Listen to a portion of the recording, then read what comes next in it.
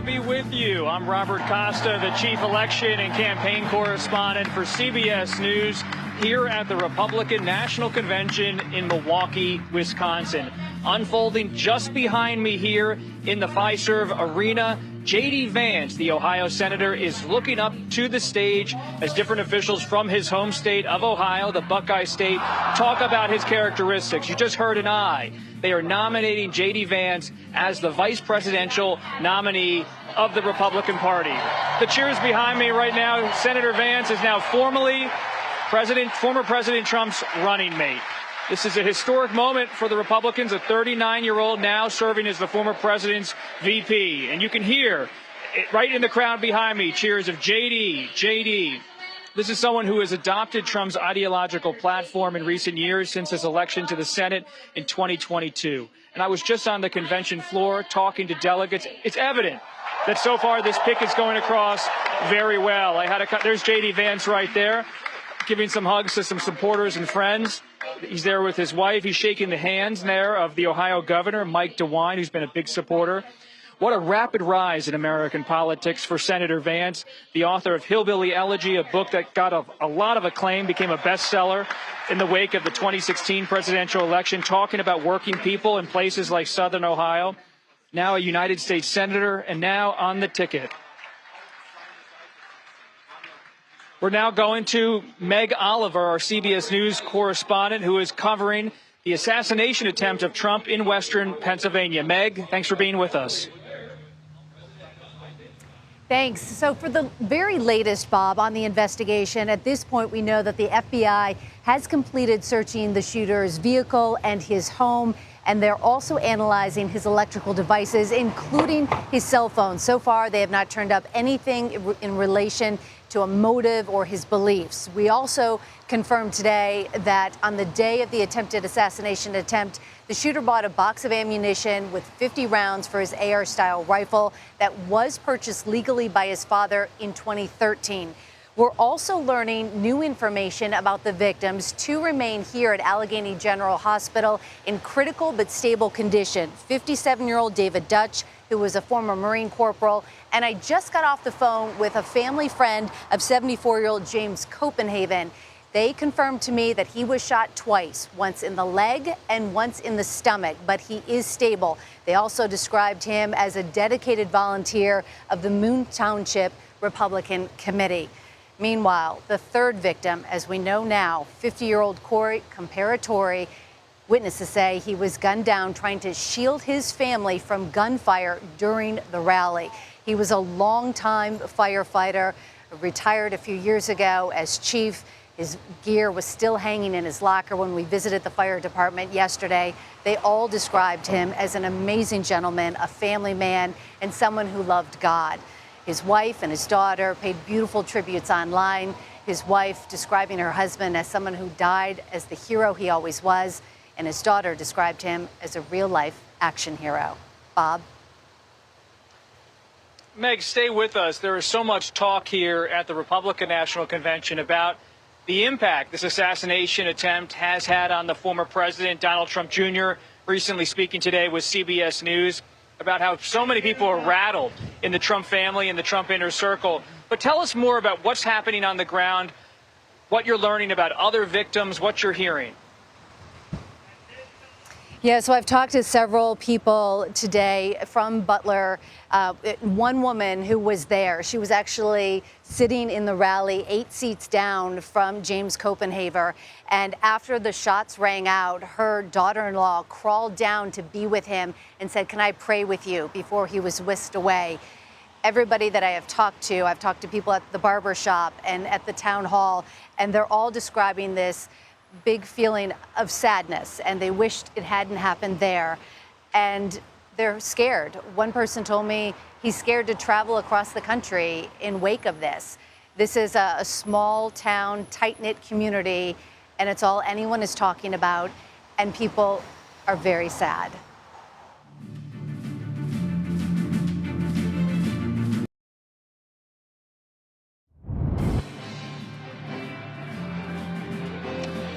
Welcome, everyone, to the Republican National Convention, and welcome to an unexpectedly new location for me to do this work this afternoon here on the first day of the Republican National Convention. We had what can I think fairly be described as an unexpected technical meltdown. It went throughout the convention floor, many television cameras, including the one that I was using. I don't think I'm taking it personally after all went down. So I've had to move throughout the convention floor, find a camera that works so we can continue our conversation and our coverage about the Republican National Convention. It has been, to put a fine point on it, an eventful afternoon. A couple of things have happened. Officially, Donald Trump is the nominee for the Republican National Party at the Republican National Convention for the Republican Party for the third consecutive presidential cycle. That is history. Never happened before. Same person being the party nominee 3 presidential cycles. And then more news. J.D. Vance, Ohio Senator, 39 years old, just by voice vote, by acclamation, made former President Trump's running mate. That's all happened this afternoon here at the convention. It is in recess now. Part 2 of the first day of the Republican National Convention will start in about an hour and a half. Delegates may filter off the convention floor. They may stay here. It's been an active and engaged afternoon. I want to talk to John Dickerson, my colleague and senior political analyst for CBS News in New York. John, it's been a little bit of movement, a little bit of, let's say, ad-libbing our way through things here, but that's what makes political conventions and live television so endlessly fascinating, at least for me. That's right. I slid down the pole from my office and plopped into this seat when I was alerted to your technical difficulties there, Major. But at least it's not the days from the early days of convention coverage when floor correspondents had to wear packs on their backs like the ones the astronauts wore when they landed on the moon in order to get coverage going. So at least we have that going for us. Yes, we can move a bit more nimbly and do so with fewer pieces of baggage. I just bring my standard emotional baggage, none of any other kind. So, Major. So, John, yeah. I like your thoughts on this afternoon as it's played out. We have so many things to talk about. First of all, Donald Trump, third time in a row, that's history. J.D. Vance, the next generation of the Make America Great movement, and those two are the big headlines from this afternoon. Let's start with the first one. As you pointed out, history within the Republican Party, 3 straight nominations. Nixon did it, but he had that interregnum there between 60 and 68. But it's extraordinary to me, before the awful events of Saturday, going into this convention, there was a kind of unity behind Donald Trump that it was very hard for me to go back and find unity that unanimous. When you think about some of the most exciting convention fights in past history, they've been in the Republican ranks. 76, Reagan and Ford; 52, Eisenhower and Taft; 64, Rockefeller and Goldwater. These were conventions of the frothy, exciting exchange of ideas and back and forth between candidates who wanted their party's nomination, and they played out for everybody to watch. All of that history's gone. Unanimity behind Donald Trump. And then it's, of course, extraordinary that there's unanimity given what some of the major players in the Republican Party said about Donald Trump just after January 6th.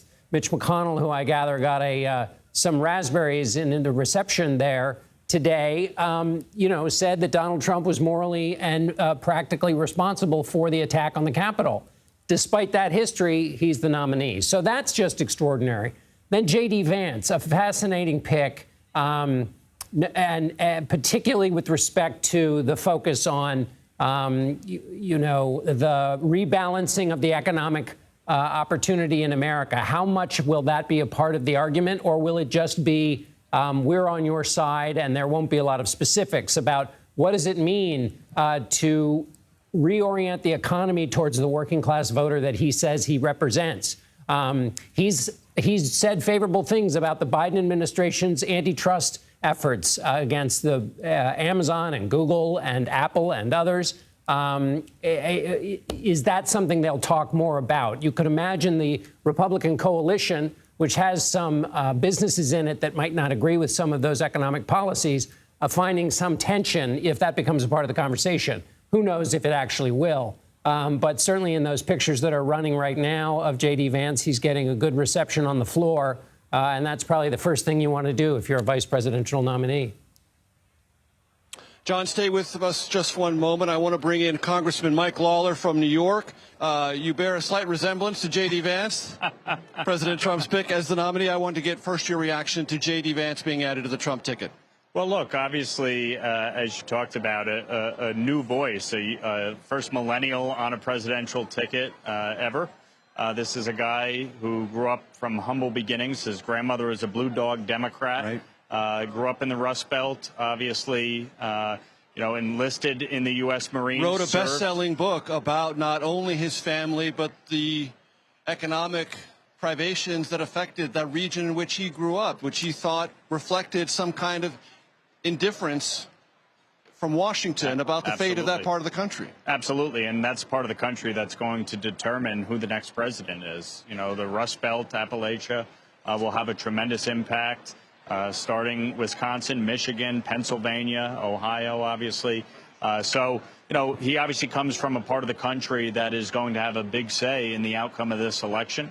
Again, this is a guy who enlisted in the U.S. Marines after 9/11, served in Iraq, came back home, created a successful venture capitalist business, has his law degree from Yale, obviously has risen pretty quickly in Republican politics. I will say my beard's a little better, but hey, you can't win them all. Duly noted. But duly noted. Look, I think he obviously is going to bring a fresh perspective and a voice for the working class in this country.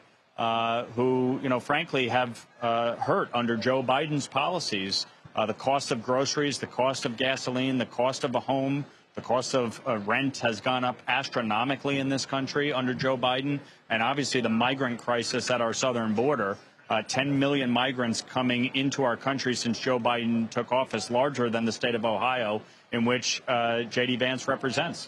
I want to ask you, Congressman Lawler, about the evolution of J.D. Vance. Anyone who does a quick internet search, types in J.D. Vance, Trump 2016, can find a laundry list of pretty tough criticisms. His rhetoric was rhetorical heroin. He said he might be America's next Hitler. He was someone who said, hey, I know this part of the country. I know their difficulties, and Trump is kind of conning them into thinking he can do more than he actually will be able to. That rhetoric has not only subsided, J.D. Vance has become one of the most articulate and forceful exponents now of the Trump approach to not only rhetoric but policy. Talk to me about that evolution. What does it say not only about J.D. Vance but the modern Republican Party under President Trump? Well, look, as you'll recall, during the 2020 presidential primaries, Kamala Harris said a lot of things about Joe Biden, including basically calling him a racist. So, look, things get said during the course of campaigns. But J.D. wasn't a politician back then. Things get said. He was like an observer, speaking on behalf of his people. During the course of the campaign, things get said about candidates all the time. I think at the end of the day, Donald Trump's record during his tenure in terms of job creation, in terms of economic growth prior to COVID causing that shutdown here in America, his foreign policy, his policy in terms of securing the border.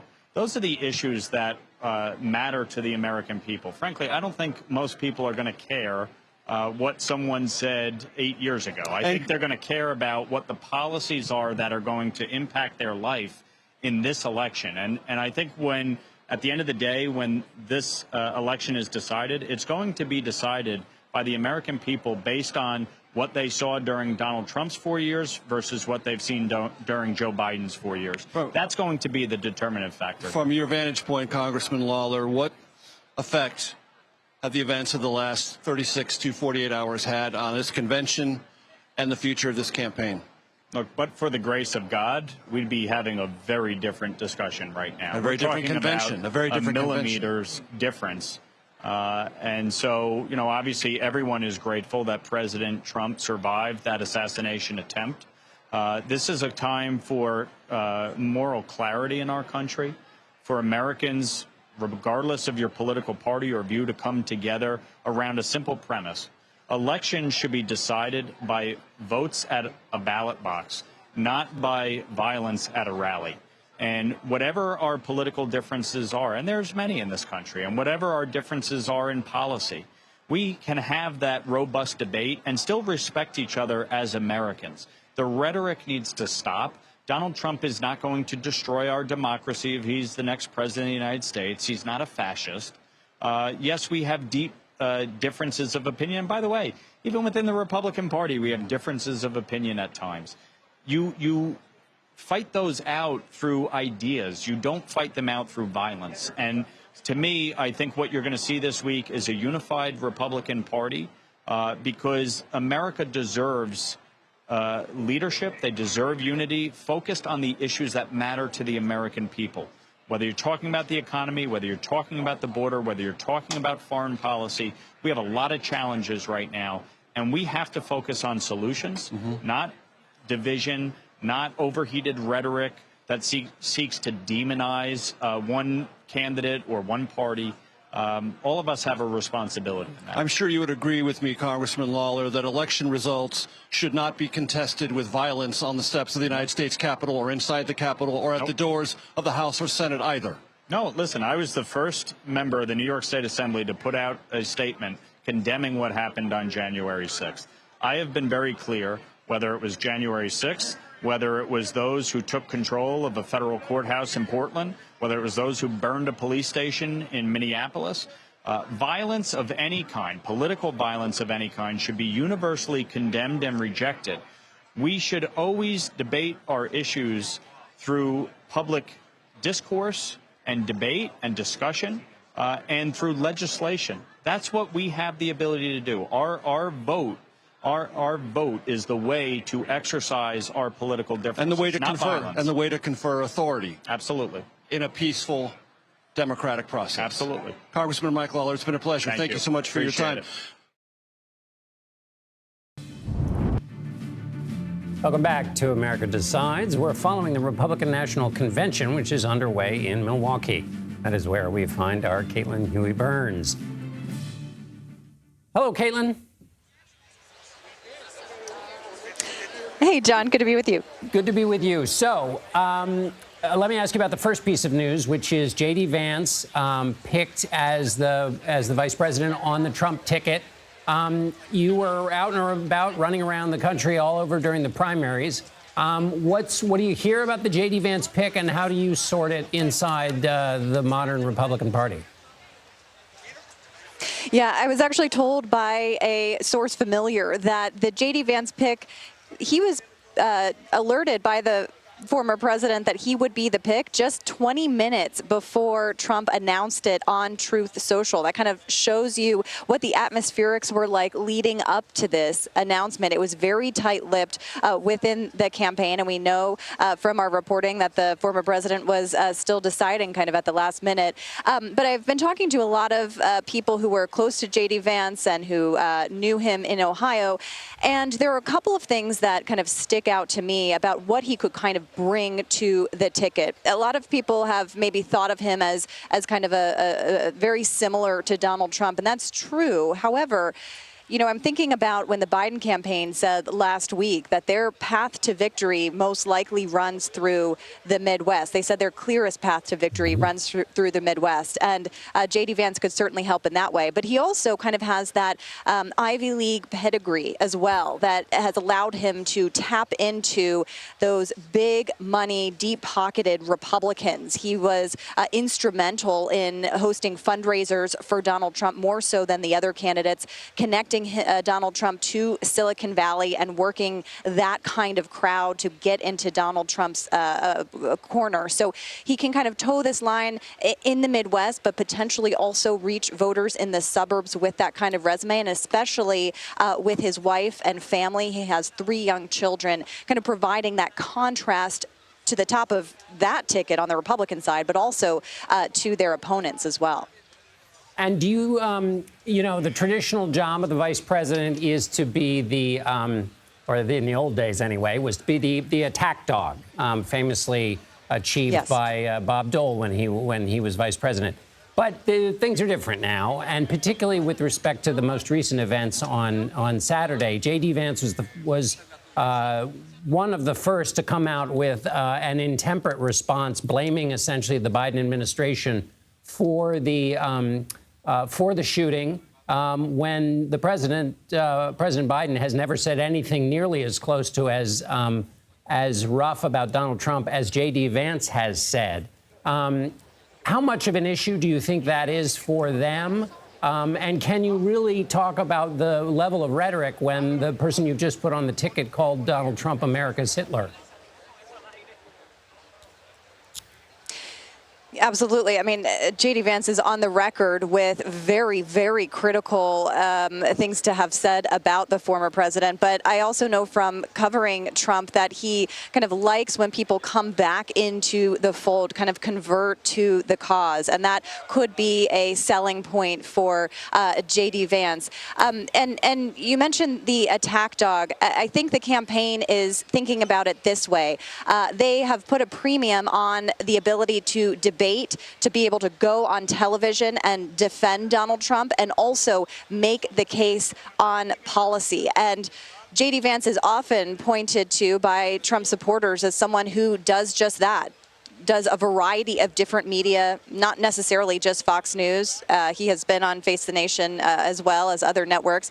And Trump supporters have been kind of impressed by J.D. Vance's ability to go on television and make a strong case for Donald Trump, not only in terms of kind of the overarching themes of the campaign, but also specifically on policy. But as you mentioned, all of that will be heavily scrutinized, and we're already seeing the Biden campaign going through all that, and particularly pointing to J.D. Vance's comments that he has said about Trump. But, you know, I also covered that Senate race that he ran in. A lot of that was aired during that Senate race. That's not anything new to the Trump campaign.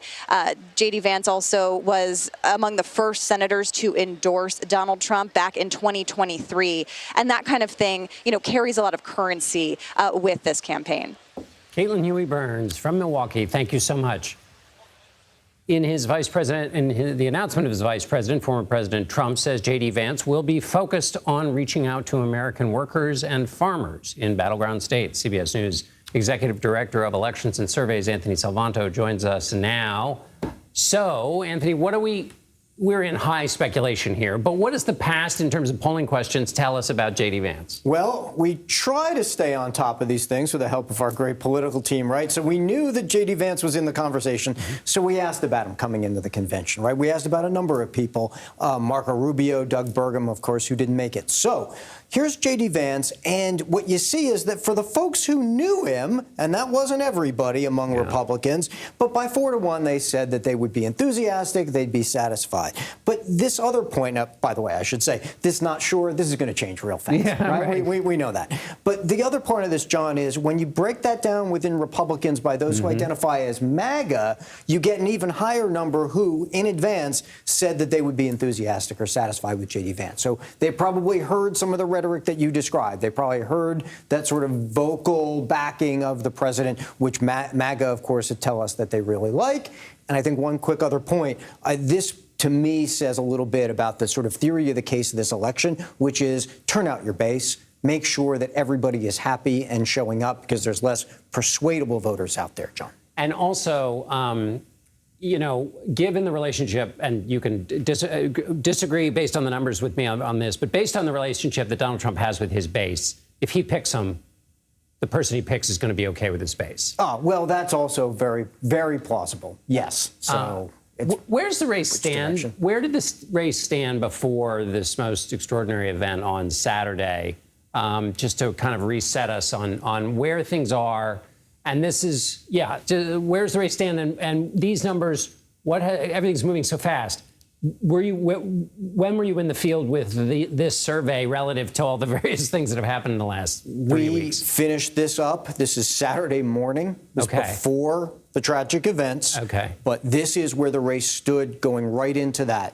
We posted this on Sunday morning for the record. This is where we had it. Trump up 2 across the battlegrounds. But the really important thing is that we got estimates for all the battleground states. And there is this rather uniform shift toward Donald Trump from 2020. So he's got this narrow edge in all of them. Now, most times you hear me say a 2-point edge, that's not much. It still isn't much, but it's the consistency of it, John. In state after state, Donald Trump has this edge.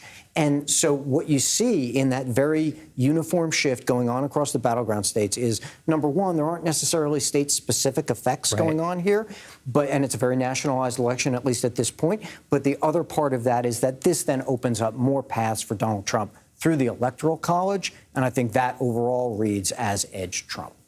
Yeah, that's very interesting to see that Georgia and Nevada is essentially the same as those Midwestern states, because we had thought Trump was doing better in those, Biden doing better in the Midwest, but you're showing Trump's ahead basically in all those states. He's got options. Biden, well, we'll see. Yeah. I don't want to go on forever. Anthony Salvanto, thank you so much. Sure. It's official. Former President Donald Trump is the Republican nominee, and we now know who will round out the ticket. We're live in Milwaukee on night one of the Republican convention.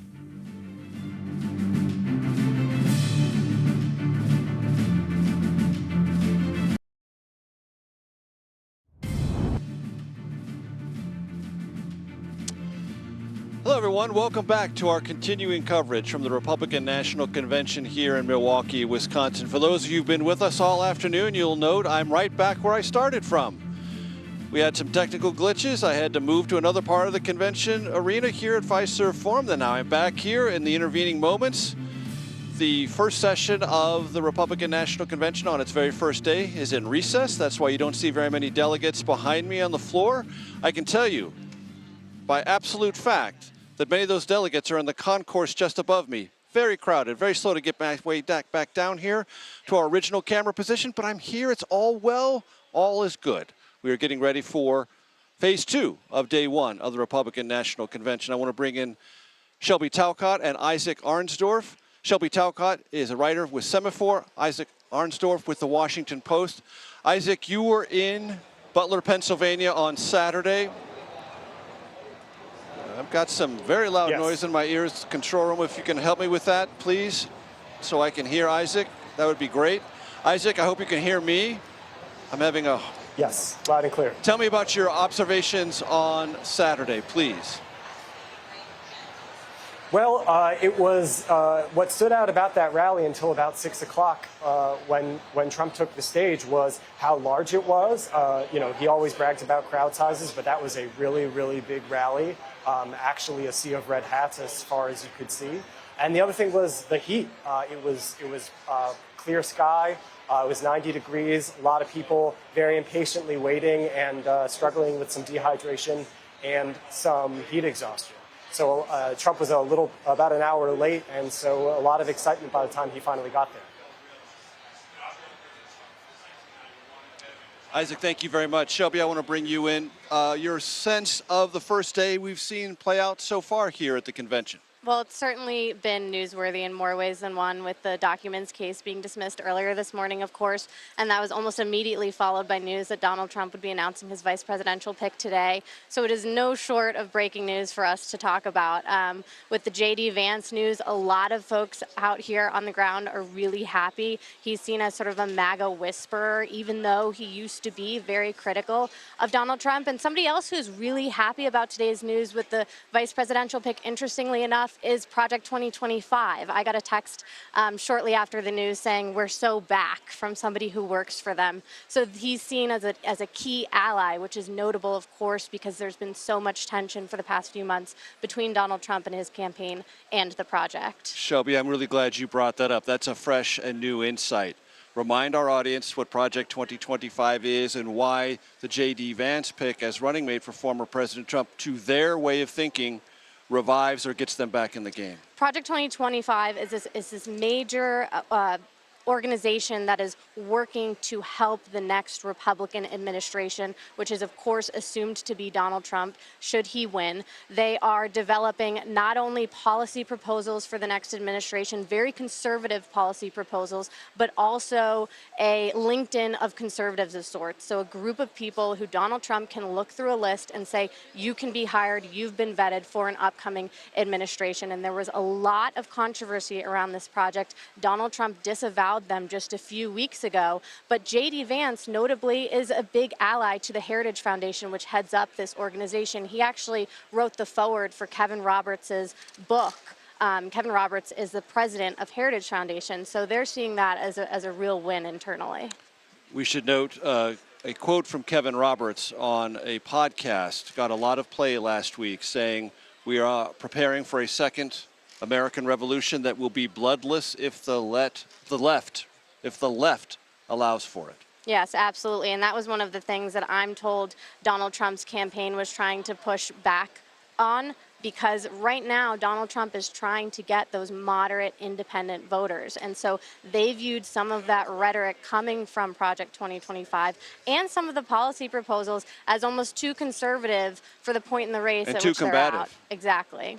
Isaac, if you're still with us, and I really appreciate you hanging with us, there's obviously some noise around you that is somewhat distracting to me. That's my fault, not yours. Isaac, your impressions of this first day and what are the biggest takeaways for you? Well, it's impressive that the campaign was able to keep Vance a secret right until the very end, despite him being really the front runner for a while, from what we understand. And withstanding a lot of lobbying from donors and some advisors who were hesitating about him, his biggest proponent was the former president's son, Donald Trump Jr. And this is a choice that really it doesn't complement Trump on the ticket the way that his previous running mate, Mike Pence, did. This is really a choice that reinforces what Trump is running on and makes a generational gap makes a generational bridge to a future for MAGA.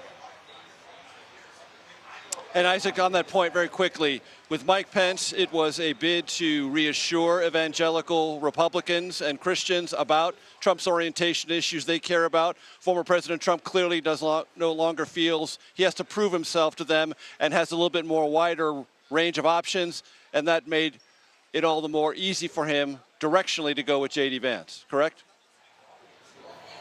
Yes, and this is a play for Pennsylvania in a lot of ways, which both campaigns think will be the decisive state, and it's next door to Vance's home state, and a profile of voter that Trump is betting he can help win over.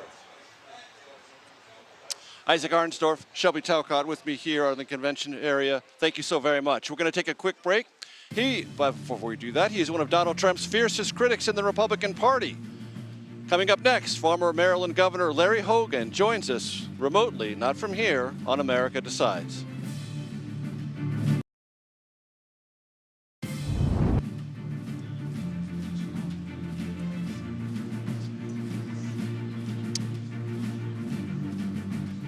We are back with live coverage from the Republican National Convention right here in Milwaukee, Wisconsin. I want to go down to the convention floor, a little less populated than it was an hour ago because we are in recess between phase 1 and phase 2 of the first day of the convention. But we find our Ed O'Keefe down there at the convention floor. Ed, great to see you. Good to see you, Major. A little less crowded, which means there's a little more spectrum, and hopefully the connections will hold for this. I want to show you one thing that has happened here in the last little bit. You know Donald Trump, and you know he's big on signage and look. Some of the delegates have already taken to making an update to the sign. Undoubtedly, we'll see some new ones in the coming days, but there is the initial reaction from delegates from the Cornhusker State, Nebraska, reacting to that decision a little while ago. We're getting ready for what we're told is, in essence, an evening focused on the economy. They're going to have several different people speaking tonight about real-world cost concerns as issues about the economy and inflation continue to top the minds of many voters across the country. And you're going to hear from a handful of people, regular everyday Americans, some of them former Democratic voters now voting for former President Trump, who want to share their stories and concerns that the Biden administration has mishandled the economy. An interesting way to start, understandable, given that it remains one of the current president's biggest vulnerabilities. And we're also going to get a better sense of the ongoing reaction to the assassination attempt on Saturday. You and I, Major, have talked about this in other settings already here on CBS News, about this strengthened resolve of delegates and party leaders to make sure that the deal is done and the election is won in November. The belief, at least in the early days, is that this could give them a real big boost, given the symbolism, given the way Trump reacted himself, and given the fact that it's likely to compel many voters, if out of sympathy or merely just being impressed by how he responded and thankful that he survived, swing in the direction of Republicans. You were talking to Anthony Salvanto, we were hearing from him earlier about how even before the shooting, things were favoring or to the advantage of Trump. We'd be really curious to see what this week does to either sustain that and expand it or potentially keep things where they are. Ed O'Keefe, to your great relief and to my great relief, all the comms seamless in that communication from the convention floor. We thank you very much. I want to bring in former Maryland Republican governor, two-term governor, and currently the Republican nominee for the United States Senate, Larry Hogan. Governor, it's great to see you. You're in our Washington, D.C. bureau. My first question is, why aren't you here in Milwaukee? Well, there aren't a whole lot of undecided Maryland voters out there in Milwaukee, and, that's what we're really focused on, is trying to win votes here in Maryland. And to that effect, Governor Hogan, helpful or not helpful to have former President Trump's endorsement? Well, it wasn't that helpful for me. President Trump lost Maryland by 33 points, so, I ran 46 points ahead of him. It was not something we asked for. But that's really not impact. I'm out there talking to Maryland voters. It doesn't have much impact at all. How about this weekend, the events of this weekend? You have, for weeks throughout your candidacy, been talking about the necessity in this country to bring the partisan temperatures down. I imagine you feel that even more profoundly as a result of the events this weekend. Well, Major, this is something that I've actually been talking about for many, many years. And, I've been talking about it everywhere I could to anyone who would listen. The events that just took place with the attempted assassination of the former president kind of brings to a head all of that concern about the kind of angry, toxic politics, the divisive rhetoric, and about how important it is to lower the temperature. And I'm glad to hear that now both President Biden in his Oval Office address, and I understand President Trump is going to change his remarks to try to talk about some of these concerns that I've been espousing for a long time. I actually literally have been focused on this as my primary passion for several years now. Governor Hogan, as a Republican seeking a Senate seat in the state of Maryland, how do you react to the inclusion of Ohio Republican Senator J.D. Vance on President Trump's ticket? He is regarded as someone who not only speaks the MAGA language, but does so with an aggression that former President Trump likes. Are you comfortable with that pick? Well, I don't know J.D. Vance. We've never met. I think the two of us have pretty different views of the world. I certainly thank him for his military service. And look, I think we were just talking about the need for people to do away with the divisive rhetoric and to lower the temperature. I think that goes for President Biden, President Trump, and certainly J.D. Vance. I think we got to, instead of just mentioning one time, we're going to start lowering the temperature, and we're going to talk about trying to use less angry and less divisive rhetoric. I think that's what we've got to see continuing throughout the rest of this campaign.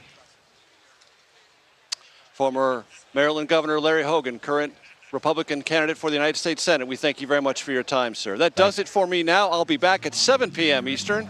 CBS News 24/7 will, of course, bring you coverage of the Republican National Convention all night long. The Daily Report with John Dickerson starts right now.